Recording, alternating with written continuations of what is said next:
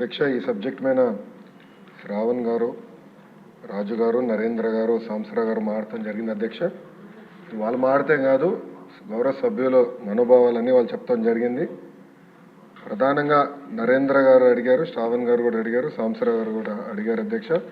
తప్పనిసరిగా నాడు నేడు పైన ఒక ఎంక్వైరీ ప్రభుత్వం వేస్తుంది, అంటే ఎలాంటి సందేహం లేదు.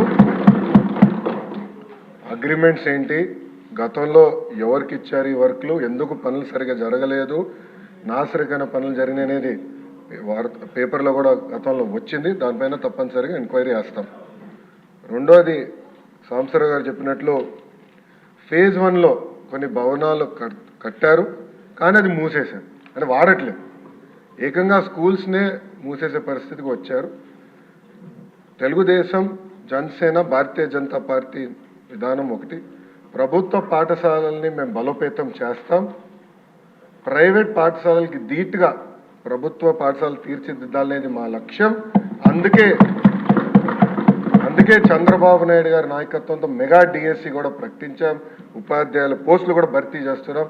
నెక్స్ట్ ఇయర్ ఏదైతే స్కూల్ ఓపెన్ అయ్యే సమయానికి ఉపాధ్యాయులు కూడా పకడ్బందీగా మేము ఏర్పాటు చేస్తాం. దాంతోపాటు రాజుగారు ప్రధానంగా ప్లే గ్రౌండ్స్ ఏర్పాటు చేస్తే బాగుంటుందని కోరారు. ఉపాధి హామీ పథకంతో అనుసంధానం చేస్తాం. పవనంతో నేను చర్చిస్తాను. ఆయనతో పాటు మన స్పోర్ట్స్ మినిస్టర్తో కూడా ఆల్రెడీ డిస్కషన్ చేశాను. ఇంటర్ స్కూల్ కాంపిటీషన్ ఎట్లా పెట్టాలి, ఇంటర్ డిస్ట్రిక్ట్ కాంపిటీషన్స్ ఎట్లా ఏర్పాటు చేయాలి, కేవలం స్పోర్ట్సే కాదు ఆర్ట్స్ అండ్ క్రాఫ్ట్స్ని ఎట్లా ప్రోత్సహించాలి అని దానిపైన మేము కూడా డిస్కస్ చేస్తున్నాం. సాంసర్ గారు అన్నట్లు ఉపాధ్యాయుల్ని కూడా పెద్ద ఎత్తున హెరాస్మెంట్ జరిగింది. గత ప్రభుత్వం వాళ్ళకి అనేక యాప్లు ఇచ్చి వాళ్ళు అన్ని రకాలుగా ఇబ్బంది పెట్టిన విషయం వాస్తవం. పాదయాత్రలో కూడా ఉపాధ్యాయులను కలిశారు, వాళ్ళ సమస్యలు నాకు చెప్తాం జరిగింది. ఈ సంవత్సరం నా ఆలోచన, I'm subject to correction from members, నా ఆలోచన ఏంటంటే ఈ సంవత్సరం ముందల కేజీ టు పీజీ విద్యను మొత్తం ప్రక్షాళన చేద్దాం. నేను పక్క రాష్ట్రాల్లో కూడా ఎలాంటి కార్యక్రమాలు జరుగుతున్నాయి అనేది నేను చదువుతాను. ఉత్తరప్రదేశ్లో నిపుణ్ కార్యక్రమం చేస్తున్నారు, ఢిల్లీలో కూడా అనేక కార్యక్రమాలు చేస్తున్నారు. నేను కూడా అది మొత్తం రివ్యూ చేస్తున్నాను. నేను కూడా ఫీల్డ్ విజిట్స్కి వెళ్ళాల్సిన అవసరం ఉంది. ఒక పక్కన విద్యార్థుల కోసం మనం డబ్బులు ఖర్చు పెడుతున్నాం, మిడ్ డే మీల్స్ కార్యక్రమాలు ఇస్తున్నాం, ఇన్ఫ్రాస్ట్రక్చర్ ఇంప్రూవ్ చేస్తున్నాం, కానీ లెర్నింగ్ అవుట్కమ్స్ ఏంటి? ఎందుకంటే మంగళగిరిలో కూడా నేను ఉపాధ్యాయులను కలిసినప్పుడు వాళ్ళు అదే అడిగారు, 6వ తరగతి వరకు మీరు ఏం నేర్పించకుండా మాకు తోయేసి మంచి మార్కులు రావాలంటే ఎట్లా వస్తాయి? సో లెర్నింగ్ అవుట్కమ్స్ ఎట్లా మెజర్ చేయాలి అని దానిపైన కూడా మేము చర్చిస్తున్నాం. కేజీ టు పీజీ నేను పాదయాత్రలు కూడా చెప్పాను, కరికులంని బలోపేతం చేయాలి, రీవర్క్ చేయాల్సిన అవసరం ఉంది. అది చేసే ముందర పక్క రాష్ట్రాల్లో ఏం జరుగుతుందో కూడా నేను చూస్తున్నాను అధ్యక్ష. దానివల్ల వాళ్ళకి వచ్చిన అవుట్కమ్స్ ఏంటి అనేది మేము చదువుతున్నాం. ఆ మొత్తం రోడ్ మ్యాప్ ప్రిపేర్ చేసి సంఘాలతో కూడా మేము చర్చించి అందరు బయ్యన్ అయిన తర్వాత ఆ రోడ్ మ్యాప్ ప్రజల ముందర పెట్టాలనేది నా లక్ష్యం. దాని తర్వాత ప్రజల దగ్గర నుంచి కూడా అభిప్రాయ సేకరణ చేసిన తర్వాత ఆ కార్యక్రమాన్ని మేము అమలు చేసి నెక్స్ట్ అకాడమిక్ ఇయర్కి తీసుకొస్తాం. అంటే గత ప్రభుత్వం లాగా రివర్స్ టెండరింగ్ అనే హడావిడిగా చేసి పోలవరం ఎట్లయితే సర్వనాశనం చేశారో అలా నేను చేయదలుచుకోవాలి విద్యా వ్యవస్థని. విద్యా వ్యవస్థలో కూడా అనాలోచిత వల్ల చాలా దెబ్బతిని సిబిఎస్ఈ కరికులం అన్నారు, కొన్ని స్కూల్స్ ఏమో CBSE curriculum with CBSE examination అన్నారు, మళ్ళీ మధ్యలో ఐబీ అన్నారు, తర్వాత టోఫెల్ అన్నారు, డిక్షనరీ అన్నారు. అంటే కొంచెం గందరగోళంగా ఉంది. ఇది మొత్తం కొంచెం స్ట్రీమ్లైన్ చేయాల్సిన అవసరం ఉంది. ఎందుకంటే మన పిల్లల భవిష్యత్తు దీనిపైన ఆధారపడి ఉంది. సో సిస్టమేటిక్గా చేయాల్సిన అవసరం ఉంది. తొందరపాటు నిర్ణయాలు కాకుండా సిస్టమేటిక్గా చేయాలనేది నా ఆలోచన అధ్యక్ష. 2019 నుంచి 24 అని మీరు చూస్తే 2019లో అంటే ఆనాడు తెలుగుదేశం ప్రభుత్వం హయాంలో 38,98,000 మంది విద్యార్థులు ఉన్నారు.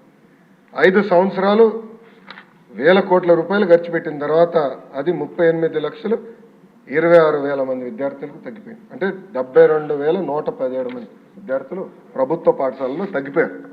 ఇది కరెక్ట్ కాదు, అంటే ఎక్కడో లోపాలు జరుగుతున్నాయి, అంటే డౌట్ లేదు.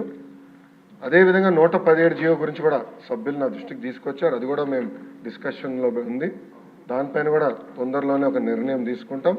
కానీ ఎన్డీఏ ప్రభుత్వ ఆలోచన వెరీ క్లియర్, ఉపాధ్యాయులు నియమిస్తాం, ఆగిపోయిన పనులు పూర్తి చేస్తాం, జరిగిన పనులపైన తప్పనిసరిగా ఎంక్వైరీ చేస్తాం. థ్యాంక్ యూ అధ్యక్ష. మంత్రి గారు కూర్చోండి. మంత్రి గారు సభ్యులకి వచ్చిన ఏంటంటే ఎంక్వైరీ జరగాలి, దానికి మీరు తీసుకునే చర్యలు ఇది అవసరమైన చెప్తే బాగుంటుంది నా ఉద్దేశం. అధ్యక్ష, గౌరవ సభ్యులు ఎంక్వైరీ కోరారు అధ్యక్ష, తప్పనిసరిగా ఎంక్వైరీ వేస్తాం అధ్యక్ష. దాని తర్వాత నెక్స్ట్ సెషన్ అంటే ఎంక్వైరీ నివేదిక వచ్చిన తర్వాత నెక్స్ట్ సెషన్లో నేను టేబుల్ చేస్తాను. Okay, thank you. లేదు ప్లీజ్ శ్రావణ్ గారు ఒక్క క్వశ్చన్కి ప్లీజ్ వినండి. ఒక క్వశ్చన్కి 37 minutes అయింది అంతే.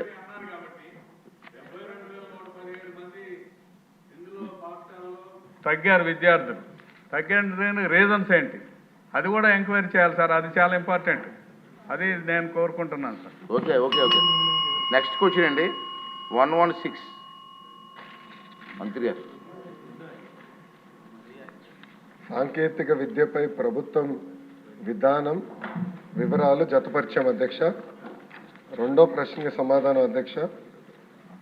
నూతన సంస్థల ఏర్పాటు కోసం అవసరాలను అర్థం చేసుకోవడానికి ప్రభుత్వం ఐటీఐ పాలిటెక్నిక్తో పాటుగా రాష్ట్రంలో సాంకేతిక విద్యా సంస్థల సమగ్ర సమీక్షను ప్రభుత్వం చేపడుతుంది అధ్యక్ష. బలరామకృష్ణ గారు. అధ్యక్ష, మన దేశంలో సుమారు 50 కోట్ల మంది యువత ఉంది. ప్రతి సంవత్సరం కూడా 10th క్లాసు గత సంవత్సరం చూసినట్టయితే 6,09,00,000 మంది 10th క్లాస్ పాస్ అయి బయటకు వచ్చారు. ఈ సాంకేతిక విద్య అనేది సరిగా లేకపోవడం వల్ల చాలామంది ఉపాధి కోల్పోతున్నారు. ఈ ఇంజనీరింగ్కి ఈ తల్లిదండ్రుల ప్రోద్బలము, ఇంజనీరింగ్ కాలేజీలో ప్రోద్బలంతోనూ ఇంజనీరింగ్లు జాయిన్ అయ్యి వాళ్ళు కొన్ని సబ్జెక్టులు చదవలేక, సరైన పరిజ్ఞానం లేక కొంతమంది డ్రాప్అవుట్స్ అయ్యి ఆగిపోతున్నారు. అలాంటి పరిస్థితుల్లో వాళ్ళకి ఏ ఉపాధి లేకుండా నిరుద్యోగులుగా మిగిలిపోతున్నారు.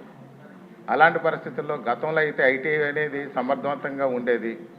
ఐటీఐ చదువుకుంటే వాళ్ళకి ఉపాధితో పాటు ఏదో ఉద్యోగాలు కూడా వచ్చాయి. ఎలక్ట్రికల్ డిపార్ట్మెంట్ కానీ, ఫ్యాక్టరీస్ కానీ, ఇలా పలు డిపార్ట్మెంట్లలో వాళ్ళకి ఉద్యోగ అవకాశాలు దొరికాయి. ఇప్పుడు ఐటీఐ అనేది సమర్థవంతంగా లేకపోవడం వల్ల వీళ్ళందరూ కూడా నిరుద్యోగులుగా మిగిలిపోతున్నారు. కాబట్టి ఐటీఐ పాలిటెక్నికల్ అనేది కొంచెం కాలేజీలు డెవలప్ చేస్తే బాగుంటుంది అనేది నా ఉద్దేశం అధ్యక్ష. అదేవిధంగా వాళ్ళకి ఉద్యోగం రాకపోయినా స్వయం ఉపాధితో కూడా జీవించగలుగుతారు. ఎందుకంటే ఎలక్ట్రీషియన్గా కానీ, ప్లంబర్గా కానీ, డ్రాఫ్ట్స్మెన్ కానీ ఈ పలు రకాల 134 కోర్సులు ఉన్నాయి అధ్యక్ష. ఈ 134 కోర్సులో ఏదో ఒక విధానంతో వాళ్ళు షెటిల్ అయ్యి ఉపాధి పొందగలుగుతారు. ఈ నిరుద్యోగ సమస్యకి అనే దానికి మంచి ఫలితం వస్తుందని చెప్పేసి నా ఉద్దేశం అధ్యక్ష. అదేవిధంగా చూస్తే దీంట్లో పూర్తి స్థాయిలో ఇప్పుడు ప్రైవేట్ కళాశాలలు ఉన్నాయి ఐటీఐ అనేది, పాలిటెక్నికల్ అనేది. దాని మీద సరైనటువంటి పూర్తి పరిజ్ఞానం ఉన్నటువంటి ఈ యొక్క లెక్చరర్స్ కానీ వాళ్ళకి సంబంధించినటువంటి బోధనా సిబ్బంది లేకపోవడం వల్ల వీళ్ళు మధ్యలో